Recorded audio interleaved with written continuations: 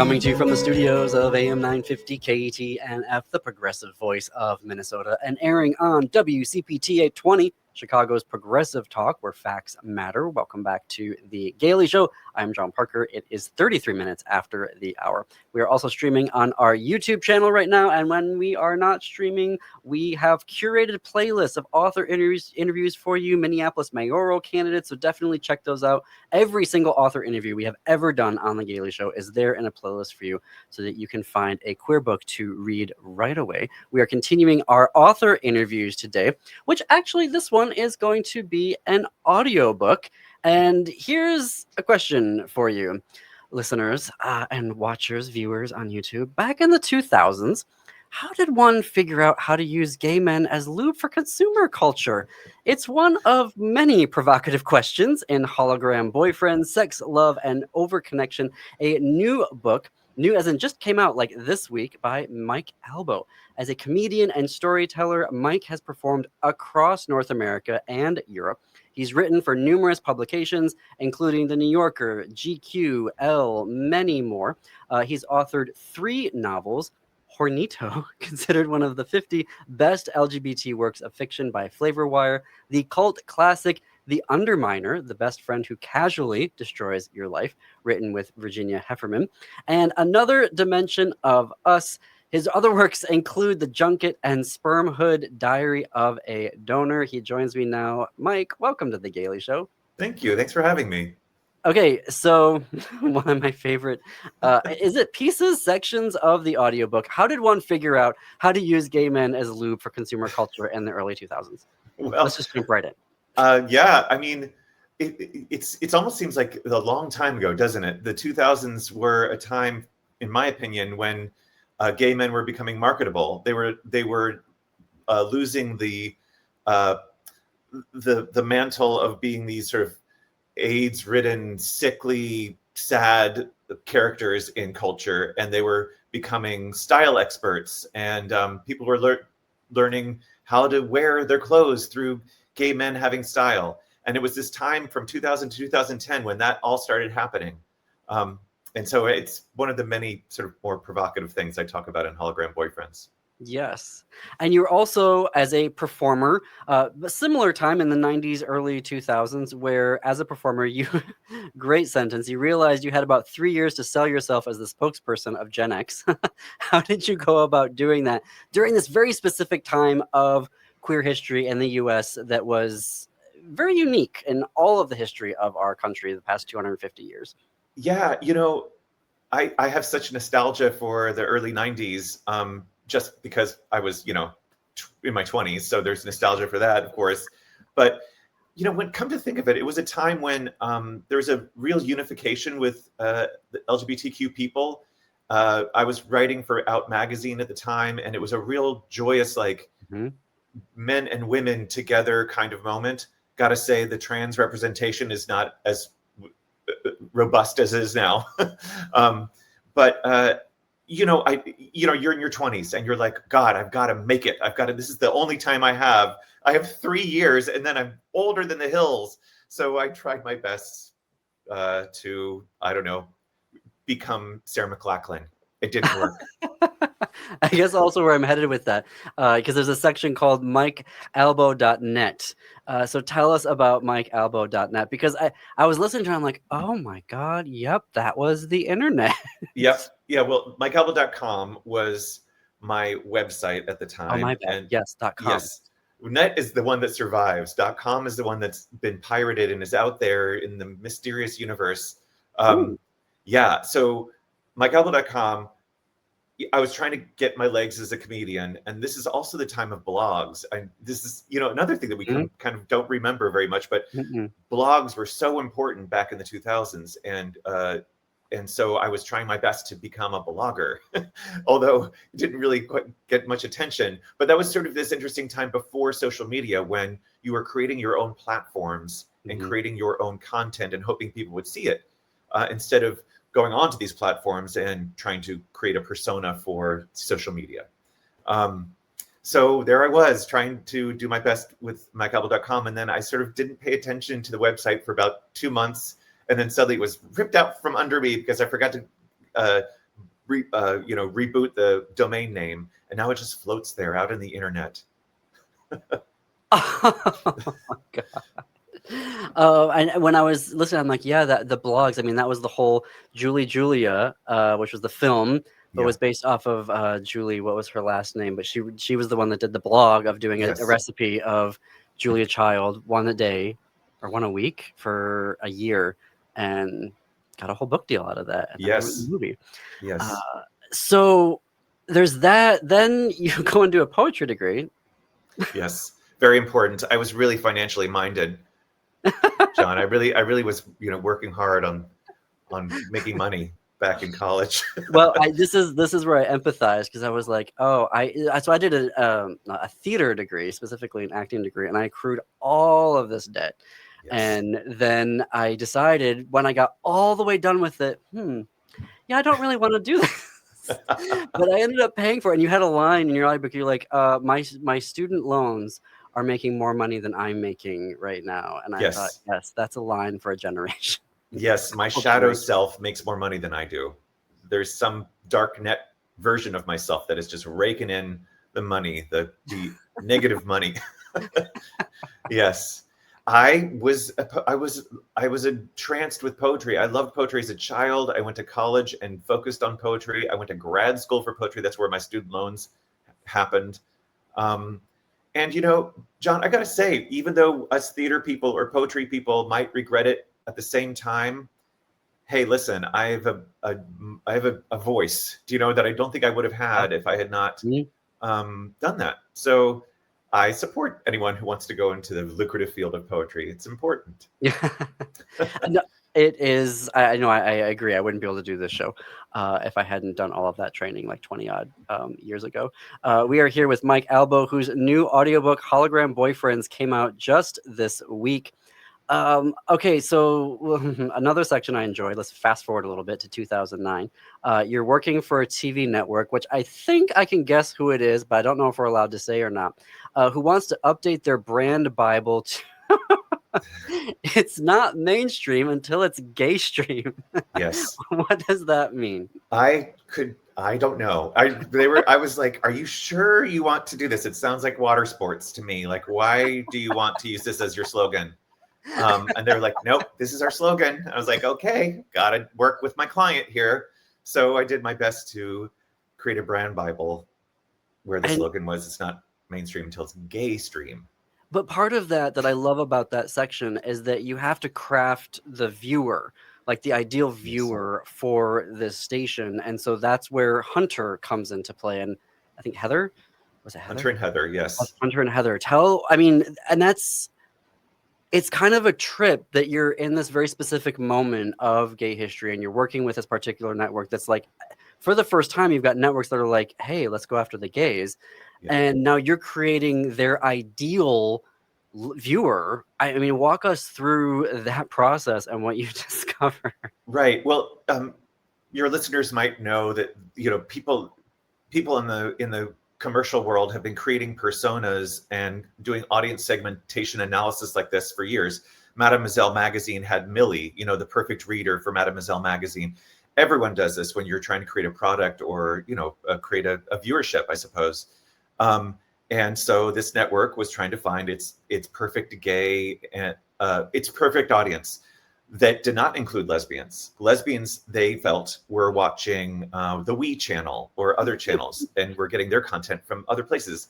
But the gay man had lots of money to spend, and his straight girl best friend was his best friend, Heather. But she didn't make as much money as him, interestingly, in the breakdown. But there's Hunter with all his money. He's got his hotel job and he loves to wear Armani, and, he does this and he does that. And so they were creating a persona of a person that they sort of they're the aspirational person, I suppose, that their viewers should be. This still happens all the time. And in my corporate work as a writer, I've done lots of persona creating for all sorts of products. It's just the way things are. It's really creepy. But yeah, so I had to write for Hunter and Heather.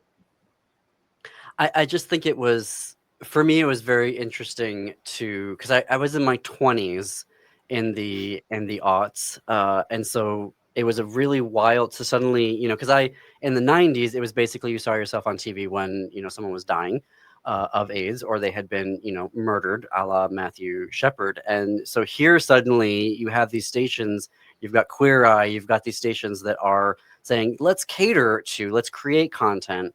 And so it was really fascinating that you gave us the behind the scenes look of what went into that, and some of it well intentioned, some of it jaw droppingly cringe, Yeah, yeah. as it were.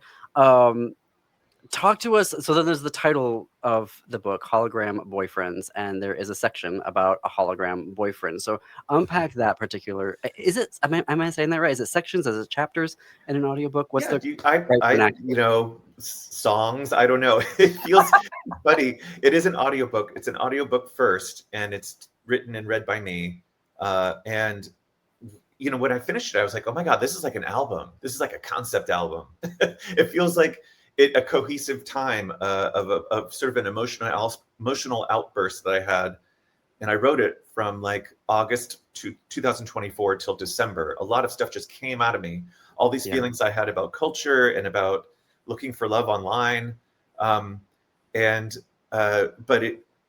the hologram boyfriend himself is sort of this imaginary person, or are they imaginary? I don't know. They're these people that I feel attached to. Some of them I've never met, that are just out there in the world. These men that I've now buddied from across the country. And I have so many of these men that I just keep up with, and I'm like, oh my gosh, well, I hope he gets to grad school. I hope he gets his new contracting job in Tennessee. I just know all these people's lives now, because I just love to connect with people. So it's kind of the way that our fractured dating online world really speaks to me, because I just love to connect and talk to people.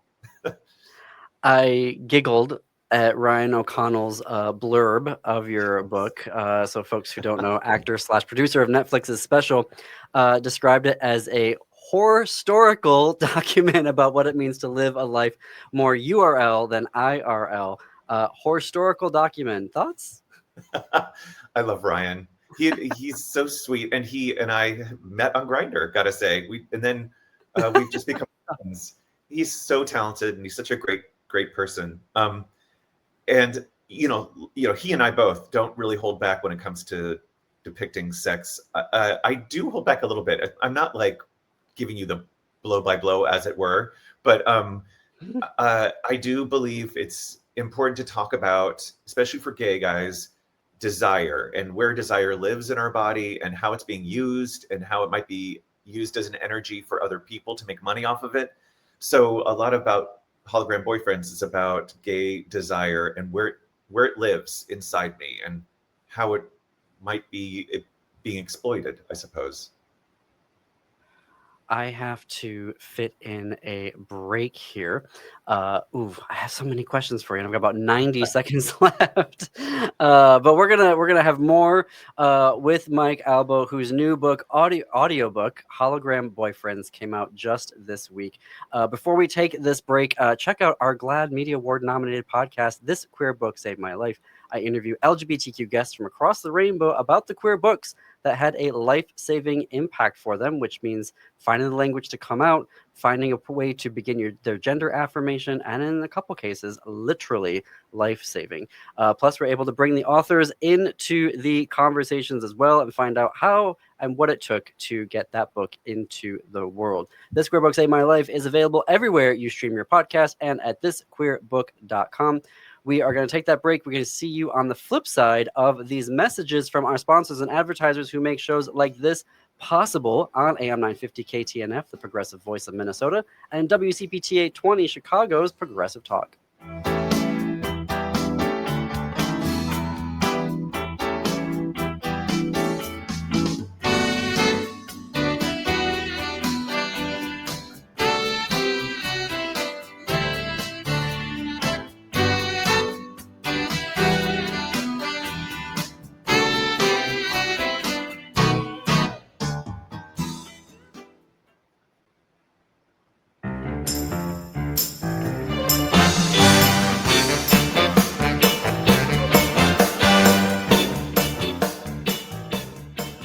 Welcome back to The Gaily Show. I am John Parker. We are coming up on the top of the hour. I am here with Mike Albo, whose new audiobook, Hologram Boyfriends, came out just this week. Mike, I want you to unpack a little bit more for me, because it is a theme, obviously, that you explore in your book about gay desire, where it lives, and the commodification of it. And I think this comes at a very interesting time. The publication, the publication, let's just say that, of your book, because we're watching a bunch of corporations suddenly go, we're over that. We don't even know gay people anymore, and they're disappearing from Pride, and they're just taking product off the shelves. And so, talk to me about that. What you were exploring within this book about where gay desire lives in you, and then the commodification of that. Yeah, I started the book thinking about desire, and I've always, when someone, especially one of my more hippie, radical fairy gay friends, will be like, oh, I just took the desire and moved it through my body. I've been like, how can you move desire through your body? What is it? Is it an energy? How do you do that? So I started exploring desire as an energy. And then I did a lot of reading, a lot of personal work. And I have in the book, there's a lot of exploration about different techniques of doing this, of sexual kung fu, or controlling your energy in different ways throughout your meridians, which I'm terrible at. I'll let you know right now. I'm not an expert at all. But, I have no idea what you just said. but I do love the idea of it as an energy, and if it is an energy, how is it being used, and how is it being used by other people, and how am I letting it be used by other people? So I started exploring that. And as for the commodification of gay culture, we watched it happen. I remember, gosh, back in the 90s, even being at Gay Pride in New York and watching some alcohol have a float and be like, oh, this is funny. Or like a bank be like, oh, okay, so-and-so bank is suddenly gay and has rainbow flags on it, and be like, what's going on here? It's a very American consumer culture way of looking at identity. And I think since, and I'm not saying I'm not very happy that, corporations are pulling out, but it's an interesting time to think about, wait, who are we? Who are we as gay, lesbian, trans people, and who's really benefiting from our identity? And let's maybe bring it back to the community a little bit, and look out for each other in a more grounded way, I suppose. Did you think of it then? Because you're working with a TV network, creating their brand Bible. Did you think of it as progress when this network you were working with and other corporations were starting to say, how do we, commodify gay desire? Because I think there were a lot of people, they were thinking, okay, if Fortune 500s, if Fortune 1000s are paying attention to us and they want to see us as, consumers, that must mean progress. And now we're kind of looking back at that and going, maybe not so much. And so for you at the time, though, did you see it as progress? Oh God, I was trying my best to become part of that progress. I wanted so badly to be like a queer eye for the straight guy person. I'm just too awkward to have some of my best friends are celebrities who are killing it in that world, and I don't want to denigrate their talent or their magnetism. It's just I'm just not. And identity is weird, especially identity when it becomes a corporate attraction, and I'm really not trying to say, I'm not trying to be argumentative about it. I just think it's something to think about. And especially when it comes to your own emotions and your own inner life. Where is that inner life, and where is this outer representation that is supposed to be making people money? Where do they exist with each other? Yes. I am talking with Mike Albo, whose new audiobook, Hologram Boyfriends, came out just this week. You read it, you perform your book, and but it's not just like you sitting in front of a microphone. There's design happening. There's audio design. There's sound clips and all of that happening in there. Walk me through that process of a very you've been unpacking for us the different sections, the different chapters of this book. Talk to me then through the process of designing an audiobook. Like, how does that work? Yeah, it's a new field for me, at least, this idea of an audio original. And I worked with the incredible studio team at Macmillan, and we decided to put in special effects, just light special effects. It's not like boing, it's not like these crazy sounds all over the place. So there are just these little touches here and there to kind of give it some environment. And then there's also some live performance. Since I'm a performer, we put in some live performance as well. So it kind of goes back and forth between studio and live. But I do have to say, those people who read audiobooks are talents, man. That is hard work. I learned so much about you. I mean, the talent to be on a radio to announce and do all that stuff it's not easy. And I had a vocal coach, I had an acting coach, I had a wow. voiceover coach before I did it. I learned so much about how to speak into a microphone, which is a different thing than being on a stage, because it picks up every little bit of your sound, including your stomach rumbles when you're hungry. So I had to put a pillow over my stomach sometimes if we were late in the day. I'd be like, grumble, grumble. I'd be like, oh shit. So I have to cover myself. Yeah, I learned so much. It was such a fun experience, and it's really hard. It takes a lot of work. Well, folks, you're going to enjoy it. It is a treat. The audiobook is Hologram Boyfriends. We have links in our show notes and on our website for you to get your copy to download it to whatever audiobook player that you use. You can connect with Mike at mikealbo.net. That's ALBO.net. Thank you so much, Mike, for joining me today. This has been a real pleasure. Oh, thanks. Me too. I appreciate it. All right. Thank you, everyone, for listening and or watching today on YouTube. If you like what we're doing, click subscribe, click the like button. Oh, now I feel like I'm doing the thing that you were talking about, Mike. The content creation. Anyway, you can keep the gay going on all weekend long. On Saturday afternoon is Pride on AM 950. You can catch up with the best of The Gaily Show at 2 p.m., Twin Cities Pride Amplified at 3 p.m., The Legal Trans Woman at 4 p.m., and The Downright Upright Show with Philip Anthony at 5 p.m. Then on Sunday at 11 a.m. on WCPT 820, tune in for Out Chicago. It's Sunday brunch with your gay best friends, Ellen Miller and Scott Duff. And until this time on Monday, keep it queer, America.